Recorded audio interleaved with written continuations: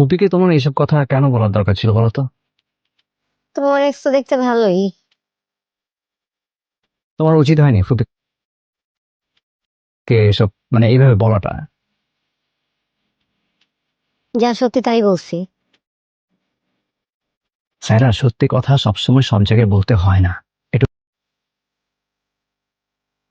উচিত না। ফাহাদ, আমি মিথ্যুক না তোমার মতো। আমি কি মিথ্যা বললাম? তুমি যে বললা তোমার মা অসুস্থ, তোমার মা তো দিব্যি সুস্থ। মা অসুস্থ ছিলেন, এখন একটু বেটার ফিল করছেন এই। আমি বোকা না। মানে? যেই ছেলে মায়ের ফোন ধরে না কেটে দেয়, সে আসছে মাকে দেখতে। সাইরা প্লিজ। ফাহাদ প্লিজ, তুমি এখানে কেন আসছো সেটা আমি ভালো মতো জানি। তুমি এখানে তোমার মায়ের জন্য আসো নাই, তুমি এখানে আসছো তোমার এক্স এর জন্য।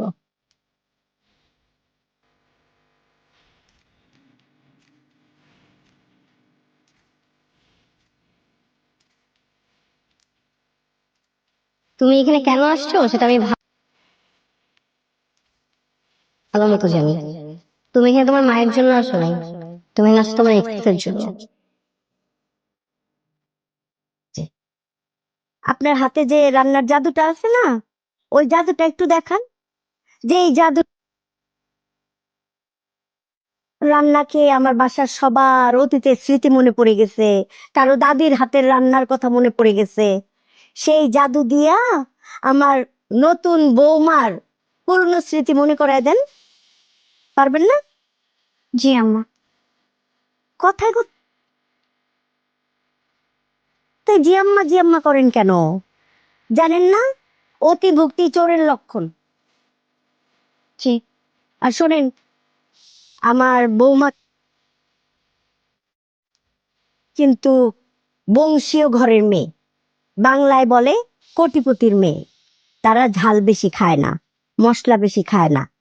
ঝাল বেশি দিবেন না, মশলা বেশি দিবেন না, মনে থাকবে? জি। এসো, চা নিয়ে এসছো? কে দেখবেন খবর ঠিক নেই। আছে। অবশ্যই অবশ্যই। কার জন্য চা নিয়ে আসছেন? বাবা বলেছিল তাই। ও, শুধু বাবার জন্য চা আনছেন? আমার চা কই? আমি কি এই বাড়িতে ভাই এসে আসছি? আম্মা আপনার জন্য এখনই চা নিয়ে আসছি আমি। আরে না থাক, আপনার হাতের বিষ আমি খাইতে চাই না। আচ্ছা শুনেন, আপনি কফি বানাইতে পারেন তো? জি। আমার সোনার টুকরা রাজপুত্র ছেলে আসছে, আমার বড় ছেলে। তার জন্য সুন্দর করে এক মুখ কফি বানায়া তাকে দিয়ে আসেন। মা, কথাটা পছন্দ হইল না? অর্ডার করে ফেলাইলাম, যান। যখন তোমার সঙ্গে চিট করি তাহলে বাই এনি চান্স তুমি যদি কোনোদিন ফিল করো যে তুমি আমার সাথে চিট করবা আর আমি ওই শোকে মারা যাওয়া তো অনেক দূরের কথা, আমি তোমার সাথে রিভেঞ্জ নিতাম। আমি দেখতাম যে তুমি কিভাবে সুখে শান্তিতে সংসার করো, আমি এটা শেষ পরিণতিটা দেখতাম এবং তোমার লাইফটা আমি একদম তেজপাতা বানায় তারপর ছাড়তাম। এত সহজে আমি সবকিছু মেনে নিতাম না।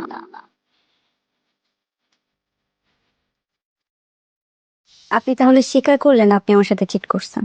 না, আমি স্বীকার করছি না। কারণ এরে আমি তোমার সঙ্গে কোনো চিট করে নিও, কিন্তু তুমি ঠিকই রিভেঞ্জটা নিয়ে নিয়েছো।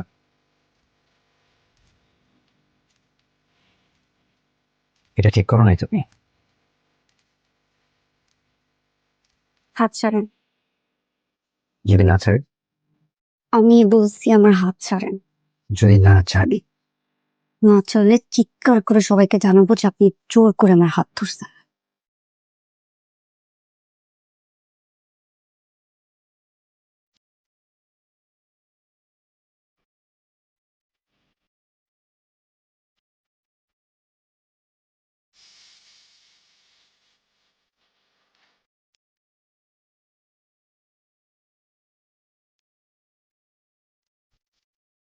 আপনার ভাইয়ের সাথে আমার 3.5 বছরের রিলেশন ছিল। সামির, ভালোবাসার প্রথম কন্ডিশন হচ্ছে বিশ্বাস। আমাকে তোমার বিশ্বাস করতে হবে সামির। পৃথিবীর আর যে কেউ যা ইচ্ছা ভাবুক না কেন, কিন্তু তোমার তো আমাকে বিশ্বাস করতে হবে, তাই না? হ্যাঁ, হতে পারে যে আমার আর তোমার পরিচয়টা অস্বাভাবিক ভাবে হয়েছে, এভাবে আমাদের বিয়ে হওয়াটা হয়তো বা হচ্ছিল না। কিন্তু আমি আমি নিজেও জানি না, আমি এই প্রশ্নের উত্তর আমি নিজেও দিতে পারবো না যে আমি কেন তোমাকে বিয়ে করেছি। আমার নিজের কাছে সেই উত্তরটাও নেই।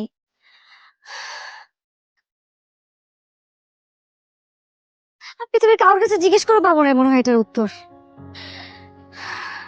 আমি তো সেটাই হবে। তুমি আমার ভাগ্যে ছিলা স্বামী, না হলে এভাবে কেন আমার সাথে তোমার পরিচয় হবে? আমি তো তোমার সম্পর্কে কিছুই জানতাম না। হুট করে তুমি আসলে আর আমি তোমাকে বিয়ে করে ফেললাম।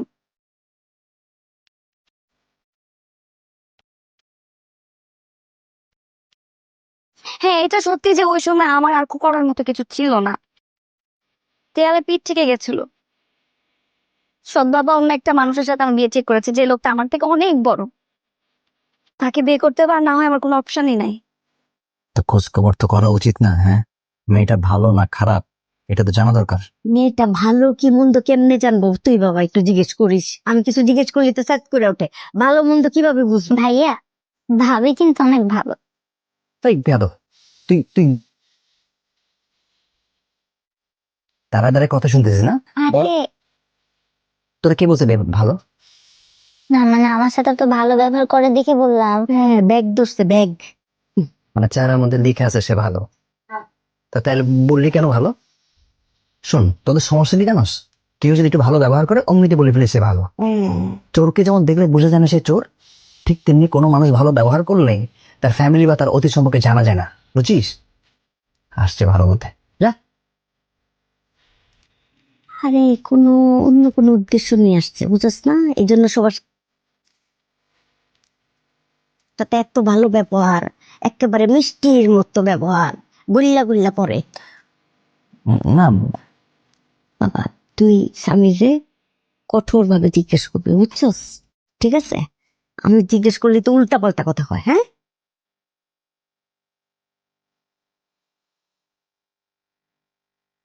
আব্বা মা জানে? যাও যাও, বাজারে যান, সবকিছু লিস্টে লিখে দিছি। দেন আমার কাছে দেন, আমি যাই বাজারে। তুই কি কি লাগবে দেখি। বাহ বাবা, আঞ্জুমান দেখেছো? আমাদের ছেলে খুব সংসার হয়ে যাচ্ছে। হ্যাঁ, খুব সংসারী হয়ে গেছে, খুব দায়িত্ব। মানে কই, আগে তো কোনোদিন এক খালি ডিম আনতে করলেও যাইতেন না। হ্যাঁ, এখন কেন বাজারে দায়িত্ব? বুঝতে পারছি বুঝতে পারছি। বাজারের পয়সা থেকে কাটিং মারিং কইরা ওই উনাকে দেওয়া, তাই না? এই বুদ্ধি বউ শিখাই দিছে না তোরে? হ্যাঁ, চোর কোথাকার। মনে করছে আমি বুঝি না কিছু, না? হ্যাঁ, চোর ধরা পড়লে তেজ উঠেই। চোর ধরা পড়ে গেছে। হ্যাঁ, আপনি যান বাজারে, যান।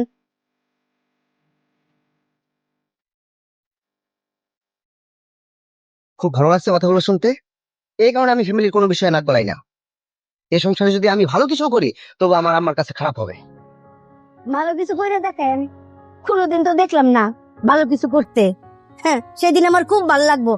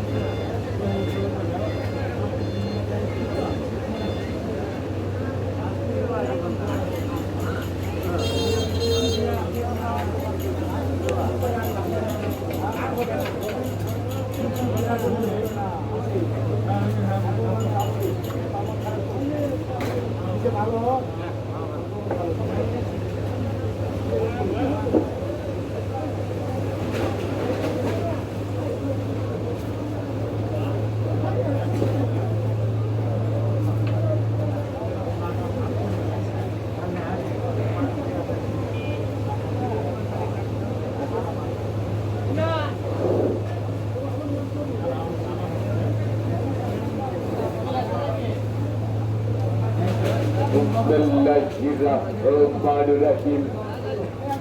সুখবর সুখবর সুখবর, আগামীকাল রোজ শুক্রবার, মনে রাখবেন আগামীকাল শুক্রবার, হ্যাঁ আগামীকাল সকালে কৃষ্ণপুর বাজারে গরু জবাই করা হবে।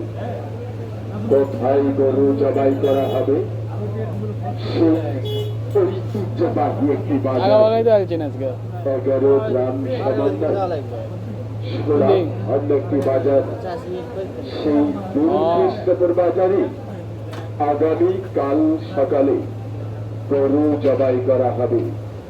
প্রতি কেজি গোস্তের মূল্য মাত্র 650 টাকা। প্রতি কেজি গোস্তের মূল্য মাত্র 650 টাকা।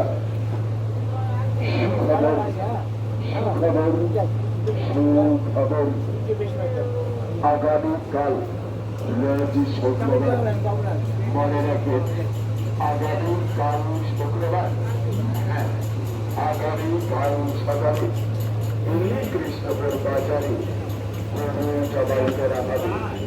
কোথায় গরু জবাই করা হবে? বাজার, কিছুক্ষণ আগেই গেলি তো, কিছুক্ষণ আগেই গেছি।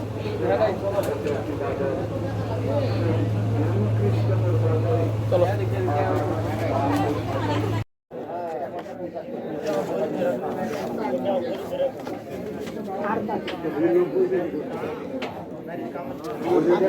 দেখো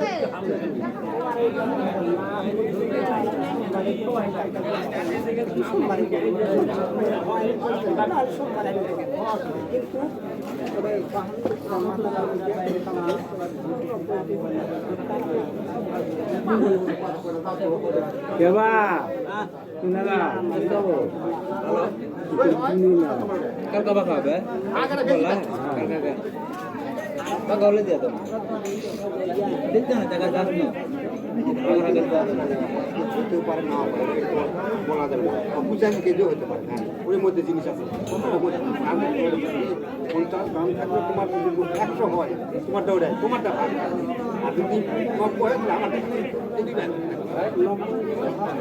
আমারটা আর 100 তোমার না 100 তো হবে না তো আমরা তো 90 হয় 90 হলেও তোমারটা আমার কাছে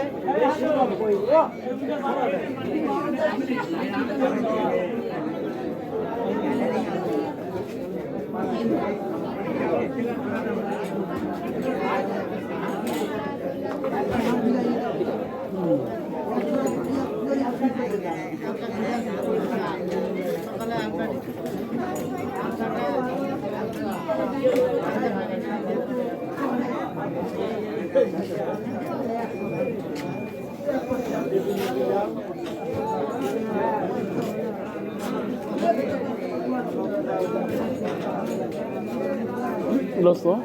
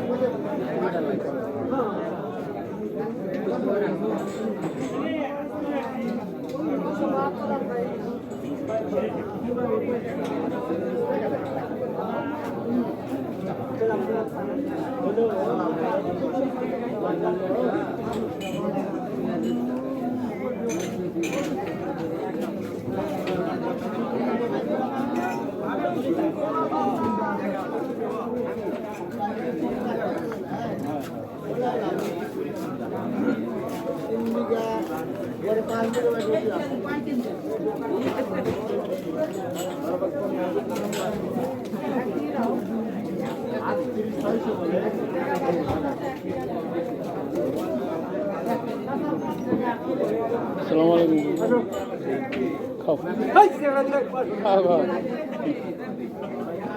ঘুরে টুরে কে বলে আসা বস না খাও না খাও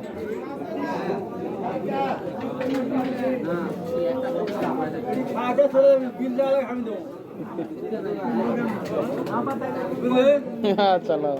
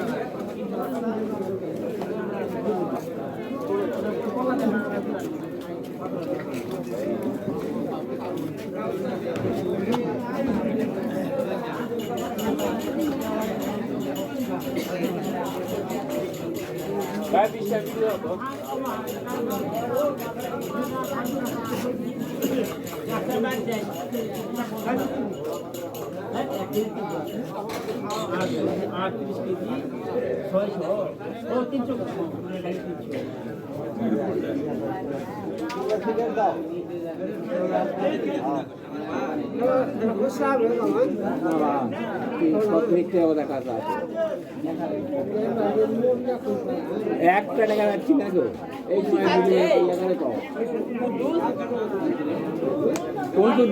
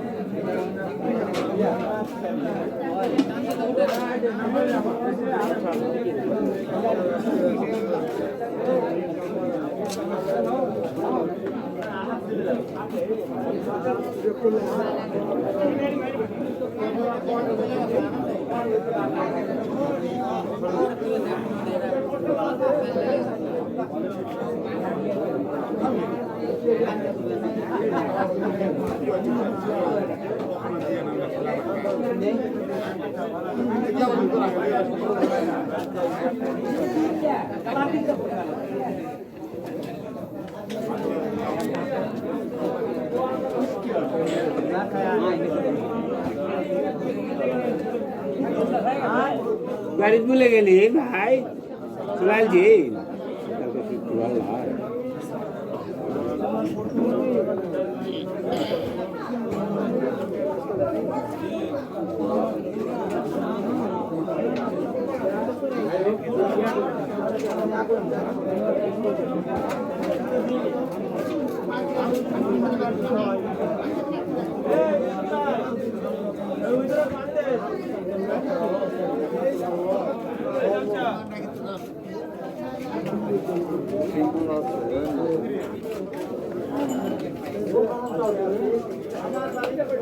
না হলে রাস্তা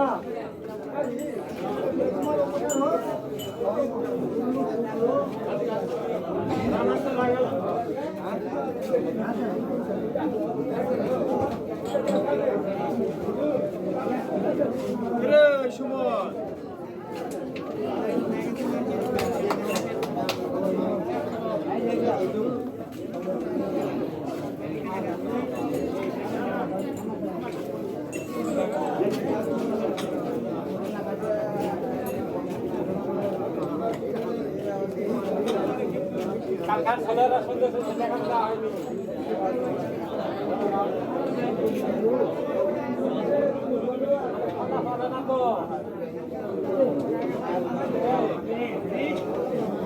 না ওর সাথে কোনো কথা হচ্ছে না